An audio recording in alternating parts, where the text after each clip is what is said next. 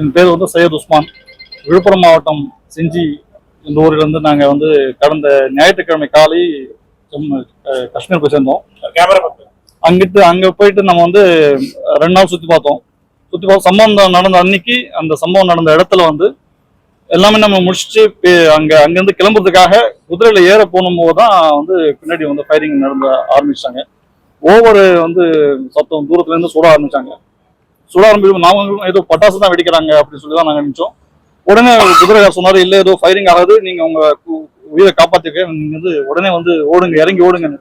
இருக்கிறது மேல மலையில நாங்க எப்படி ஓடுறதுன்னு கேட்கும்போது, உயிரை காப்பாத்திக்கணும்னா நீங்க ஓடுங்கன்னா அந்த எந்த மேடு பள்ளம் பார்க்கல, கல் முள்ளு பார்க்கல, அந்த 3 கிலோமீட்டர் மலையை வந்து ஓடியே நாங்க வந்து கீழே இறங்கணும். இறங்கிட்டு வந்து ஹோட்டலுக்கு வந்தப்புறம் தான் எங்களுக்கு வந்து ஒரு நிம்மதி கிடைச்சது. அதுக்கப்புறம் வந்து தமிழ்நாடு அரசு அறிவித்த உதவி எண்ணை வந்து தொடர்பு கொண்டு இந்த மாதிரி நாங்கள் ஸ்ரீநகர் வந்து ஏர்போர்ட்டுக்கு போனோம். ஏர்போர்ட் போகிறதுக்காக எங்களுக்கு வந்து ரோட் க்ளோஸ் பண்ணியிருக்காங்க, உதவி வேணும் அப்படின்னு சொன்ன ஒரு 4 மணி நேரத்திலே எங்களை வந்து எங்கள் ஹோட்டல் ரூமுக்கே வந்து புதுக்கோட்டை கூடுதல் ஆட்சியர் அவர்கள் நேரடியாக வந்து எங்களுக்கு ஆறுதல் சொல்லி, உங்களுக்கு தேவையான அனைத்து நடவடிக்கைகளும் நாங்கள் வந்து உடனே செய்கிறோம். உங்களுக்கு எந்த விதமான சிக்கல் ஏற்பட்டாலும் தடங்கள் ஏற்பட்டாலும் உடனே எனக்கு வந்து நீங்கள் தொடர்பு கொள்ளுங்க, தமிழ்நாடு அரசு உங்களோடு இருக்கிறது என்பதை எங்களுக்கு சொல்லி ஆறுதல் சொன்னார். அதுக்கு அவருக்கு நன்றி சொன்னோம். அதுக்கப்புறம் டெல்லியில இருந்து இருந்த உதவி மைய அதிகாரிகள் எங்களை தொடர்ந்து தொடர்பு கொண்டு கொண்டிருந்தார்கள். எங்களுக்கு தொடர்ந்து எங்களுக்கு வழிகாட்டி கொண்டிருந்தார்கள். ஜம்மு காஷ்மீருடைய ஸ்ரீநகர் ஏர்போர்ட்டிலிருந்து டெல்லி வந்து அடையும் முறையும், எங்களுக்கு சென்னை சென்று அடையும் முறையும் நாம் உங்களோடு இருப்போம் என்று தமிழக முதல்வரின் சார்பாக வந்த அதிகாரிகள் அனைவரும் எங்களுக்கு மிகுந்த ஒரு ஒத்துழைப்பையும் ஆதரவையும் நல்கினார்கள்.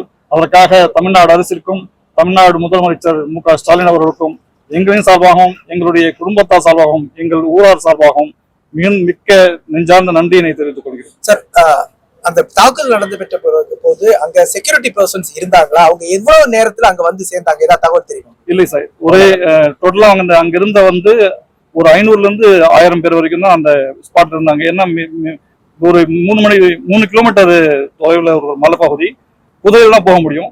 குதிரையில போக வசதி உள்ளவங்க தான் அங்க போனாங்க. அங்கே போயிட்டு வந்து பார்த்தோம், எல்லாமே நார்மலாக போயிட்டு இருந்தது. ஷூட்டிங் நடக்கிறப்போ, அந்த ஃபயரிங் நடக்கிறப்போ கூட நீங்கள் பார்த்தீங்கன்னு சொன்னாக்கா மக்கள் எல்லாமே என்ஜாய் பண்ணிட்டு இருந்தாங்க.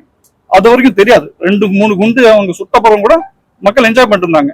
அப்போ எந்த விதமான பாதுகாப்பு படையினரோ இல்லை போலீஸோ அங்கே இல்லை. சம்பவம் நடந்து நாங்கள் பாதி மலை வந்து இறங்கிட்ட அப்புறம் தான் அவங்க போனாங்க. சோ அந்த போலீஸ் வர்றதுக்கான காலதாமதம் ஒரு 5 to 10 நிமிடங்கள் இருந்திருக்குமா? ஒரு 15 மினிட்ஸ் இருந்து கண்டிப்பா. மற்றபடி அந்த இடத்துல இருந்த மக்கள் கூட்டத்திற்கான பாதுகாப்பு ஏற்பாடுகள் எதுவுமே இல்லைங்க. அது நார்மலா இருக்கிற மாதிரி அது அவங்க அந்த ஸ்பாட்ல வந்து இது வரைக்குமே அந்த மாதிரி நடக்கலன்றதுனால தான் அங்க எதுவும் பாதுகாப்பு நடவடிக்கை இல்லை.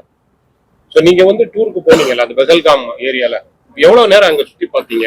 இந்த சம்பவம் நடக்கிறதுக்கு முன்னாடி அந்த இடம் சிச்சுவேஷன் எப்படி இருந்தது?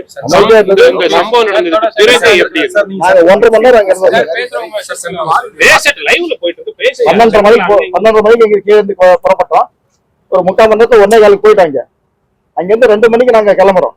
2 மணிக்கு கிளம்பி அந்த கேட் வழியா வர்றதுக்கு ஒரு 10-15 நிமிஷம் ஆச்சு.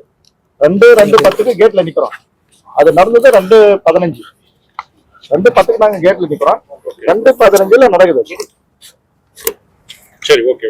எப்படி அங்க இருந்து அப்புறம் எப்படி வந்தீங்க இங்க டெல்லிக்கு? என்னென்ன கஷ்டம்? இல்ல சார், நாங்க தங்கியிருந்த ஹோட்டல்ல ஆண்டது. நாங்க அங்கிருந்து ஒரு 50 கிலோமீட்டர் தான். அந்த ஹோட்டல்ல வந்து நாங்க தங்கிட்டோம். நாங்க தங்கிட்ட ரூம்ல வந்து தங்கிட்டோம். அதுக்கப்புறம் ஒரு பிரச்சனை கிடையாது. ஹோட்டல்ல சாப்பிட்டோம், அங்கே பார்த்துருந்தோம். அப்புறம் அங்க இருக்கிற உள்ள நம்ம தெரிஞ்சவங்க இருக்கிறாங்க, அவங்க சாப்பாடு அதெல்லாம் ஏற்பாடு பண்ணாங்க. மறுநாள் பந்துன்றதால நாங்க எங்கேயுமே வெளியே கிளம்பல. ஸ்ரீநகருக்கு வரதுக்கு உண்டான வாய்ப்பு இல்லைன்னு சொன்னதால நாங்க ரூம்லயே தங்கிட்டோம். ரூம்லயே தங்கிதான் எல்லா அதிகாரிகிட்ட பேசியிருந்தாங்க. அப்புறம் காலையில ஒரு கலெக்டர் வந்து கிளியர் ஆயிடுச்சு, நீங்க காலையில புறப்பட்டு போலாம், எந்த பிரச்சனையும் இருக்காதுன்னு சொன்னாங்க. அதுக்கப்புறம் சார் நீங்க பேசுங்க.